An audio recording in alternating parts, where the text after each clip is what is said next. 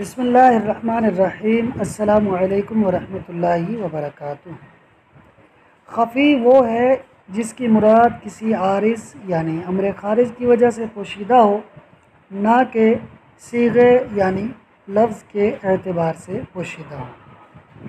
اس کا مطلب یہ ہے کہ خفی وہ لفظ یا کلام ہوتا ہے جو اپنے معنی پر تو دلالت کرنے میں ظاہر ہو، مگر دوسرے لفظ کے معنی پر دلالت کرنے میں خفی یعنی پوشیدہ ہو۔ کیسے؟ آئیے اسے مثال سے سمجھتے ہیں۔ قرآن میں اللہ فرماتا ہے السارق والسارقۃ فاقطعوا ایدیہما، یعنی چور اور چورنی ان دونوں کے ہاتھ کاٹ دو۔ اس آیت میں سارق کا لفظ ایسے شخص پر دلالت کرنے میں تو ظاہر ہے کہ جسے چور کہا جاتا ہو، چور کے علاوہ اس کا کوئی دوسرا نام نہ ہو، مگر سارق کا یہ لفظ طرار یعنی جیب کترے اور نباش یعنی کفن چور پر دلالت کرنے میں خفی ہے۔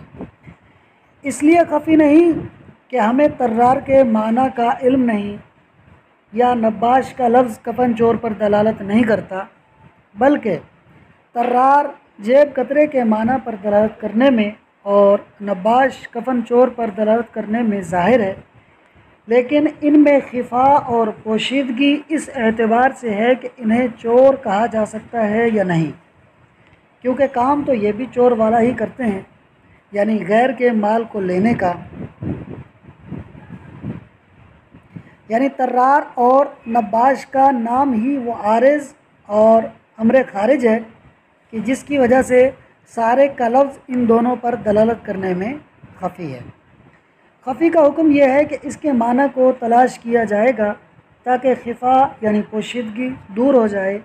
تو ہم نے سارقہ یعنی چوری کے معنی کو ڈھونڈا تو ہمیں چوری کا معنی یہ ملا۔ غیر کے مال کو جو کم از کم 10 درہم یا 10 درہم کی مالیت کا ہو اور محفوظ ہو، اسے مالک کی غیر موجودگی یا غفلت میں خفیہ طریقے سے پوشیدہ طریقے سے لے لینا چوری کہلاتا ہے۔ ہم نے یہ معنی طرار یعنی جیب کترے میں دیکھا تو ہمیں معلوم ہوا کہ چوری کا معنی طرار میں زیادہ پایا جاتا ہے۔ اس طرح کہ چور تو مالک کی غفلت اور غیر موجودگی میں اس کا مال لیتا ہے، جبکہ طرار تو مالک کی موجودگی میں ہی اس کا مال جیب سے لے لیتا ہے، جبکہ مالک اپنی جیب سے غافل بھی نہیں ہوتا۔ لہٰذا چور کی طرح جیب کترے کو بھی سارق کہا جائے گا، تو جس طرح سارق یعنی چور کے ہاتھ کاٹے جائیں گے، اسی طرح طرار یعنی جیب کترے کے بھی ہاتھ کاٹے جائیں گے، جبکہ اس نے 10 درہم جتنا مال لیا ہو اور اس پر یہ ثابت بھی ہو گیا ہو۔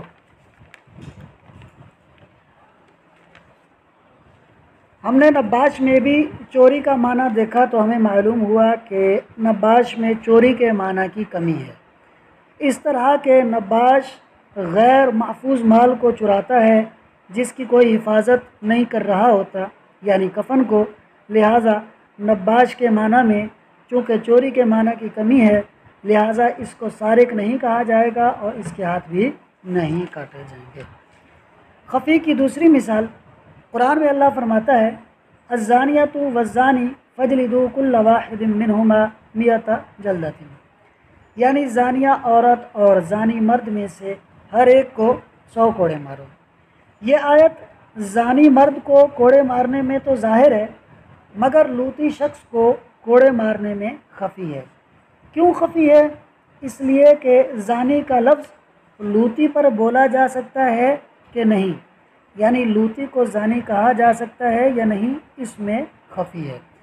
تو ہم نے خفی کے حکم پر عمل کرتے ہوئے زنا کے معنی کو تلاش کیا تو ہمیں زنا کا معنی یہ ملا کہ غیر کی ملک میں آگے کے مقام میں وطی کرنا۔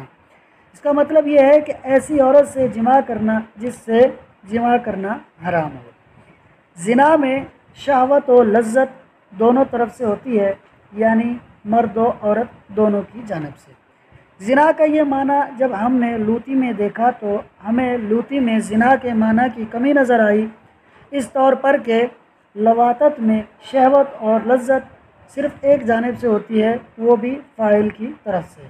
تو ہم نے کہا کہ لوطی کو زانی نہیں کہا جائے گا، اور جب اسے زانی نہیں کہا جائے گا تو پھر اسے 100 کوڑے بھی نہیں مارے جائیں گے، بلکہ قاضی اپنی ثواب دید پر، اپنی رائے پر جو چاہے گا اسے سزا دے گا۔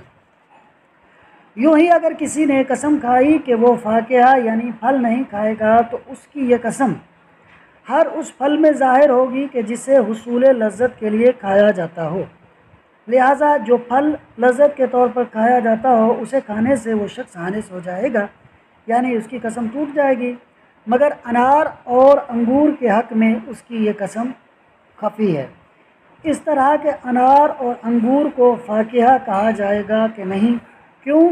کیونکہ انار بعض علاقوں میں بطور دوا اور انگور بعض علاقوں میں بطور غذا کھائے جاتے ہیں، اور جو چیز دوا یا غذا کے طور پر کھائی جائے اس میں حصول لذت مقصود نہیں ہوتی۔ اس طرح کے دوا تو بندہ کھاتا ہی مجبوری میں ہے، بھلے لذت حاصل ہو یا نہ ہو، اس لیے کھاتا ہے تاکہ صحت یاب ہو جائے۔ یوں ہی غذا بھی بندہ زندہ رہنے اور دیگر معاملات زندگی کو چلانے کے لیے ہی کھاتا ہے، بھلے لذت ملے یا نہ ملے۔ تو پتہ چلا کہ انگور اور انار میں فاکہہ یعنی لذت کے معنی کی کمی ہے، لہٰذا انہیں فاکہہ نہیں کہا جائے گا۔ وہ فاکہہ کہ جو حصول لذت کے لیے کھایا جائے، تو ان کو کھانے سے وہ شخص حانث بھی نہیں ہوگا، یعنی اس کی قسم نہیں ٹوٹے گی۔ آئیے سبق کو عبارت اور ترجمے سے حل کر لیتے ہیں۔ فل خفی، تو خفی ما وہ ہے، یعنی وہ لفظ یا کلام ہے، خفل مراد بہی کہ پوشیدہ ہو، جس کی مراد بعارض کسی عارض یعنی امر خارج کی وجہ سے، لا من حیث الصیغتی نہ کہ لفظ یعنی صیغے کے اعتبار سے۔ مثال ہو، اس کی مثال فی قولہ تعالی، اللہ تعالیٰ کے فرمان میں، والسارق والسارقۃ فاقطعوا ایدیہما، اور چور اور چورنی تو کاٹ دو ان دونوں کے ہاتھ۔ فإنہ ظاہر، تو بے شک یہ آیت ظاہر ہے، فی حق السارق، چور کے حق میں، خفی پوشیدہ ہے، خفی ہے، فی حق الطراری، جیب کترے کے حق میں، والنباشی، اور کفن چور کے حق میں۔ کیوں؟ اس کی وجہ ہم آپ کو تقریر میں بیان کر چکے۔ وکذالک قولہ تعالی، اور یوں ہی اللہ تعالیٰ کا فرمان، الزانیۃ والزانی، کہ زانیہ عورت اور زانی مرد، ان کو 100 کوڑے مارو۔ ظاہر، یہ ظاہر ہے، فی حق الزانی، زانی کے حق میں، خفی پوشیدہ ہے، فی حق اللوتی، لوتی کے حق میں۔ کیوں پوشیدہ؟ اس کی وجہ ہم آپ کو تقریر میں بیان کر چکے۔ ولو حلفا، اور اگر کسی نے قسم کھائی، لا یأکل فاکہۃ، کہ وہ فاکہہ نہیں یعنی پھل نہیں کھائے گا، کانا ظاہراً، تو اس کی یہ قسم ظاہر ہوگی، فی ما، ان پھلوں میں، یتفقہ بہ، کہ جن سے لذت حاصل کی جاتی ہے، خفیًا، اور اس کی یہ قسم خفی ہوگی، فی حق العنب، انگور کے حق میں، والرمانی، اور انار کے حق میں۔ وحکم الخفی، اور خفی کا حکم، وجوب الطلبی، تلاش کرنا واجب ہے، یعنی معنی کو تلاش کرنا واجب ہے، حتیٰ، تاکہ یزولا، زائل ہو جائے، عنہ، اس سے یعنی اس لفظ سے، الخفاء، پوشیدگی۔